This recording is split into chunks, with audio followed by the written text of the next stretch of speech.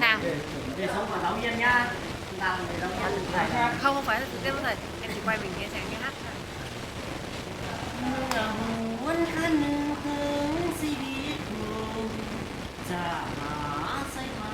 เป็นคู่เมื่อคุณอยากเป็นคน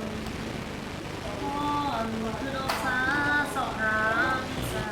มาใส่ตนเพื่อความหวังให้เป็นผลสอนสิตนให้สมดังใจ อีกนั้นคุณยังดิ้นรนทุกอย่างสอบหาวิชาต่างๆเพื่อมาสอนสานปักใสเมื่อยามสิน้องก็เอ่ยเขาคู่ต้องสู้ทนไปบ่เคยคิดจะท้อใจหรือเพื่อไหนในชีวิตคู่ หากแม้นผู้ใด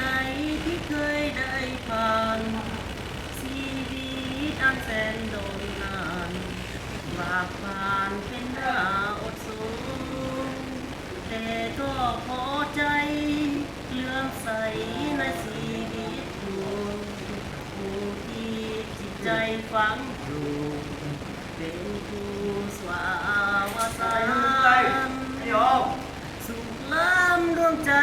เกิดมาหนเดียวโดยหัวใจบาน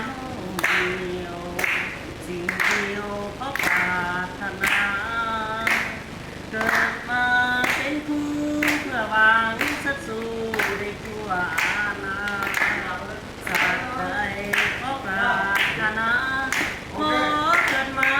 ในชีวิตคู่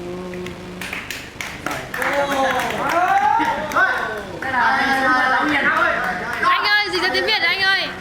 Dịch ra tiếng Việt nghĩa là gì? Đời sống của giáo viên thì phải làm theo nghiệp giáo viên phải biết trách nhiệm của giáo viên, phải cố gắng dạy, cố gắng làm theo nhiệm vụ. Hoàn thành tốt Về giáo viên thì chỉ có lời, giáo viên Việt Nam thì tốt rồi.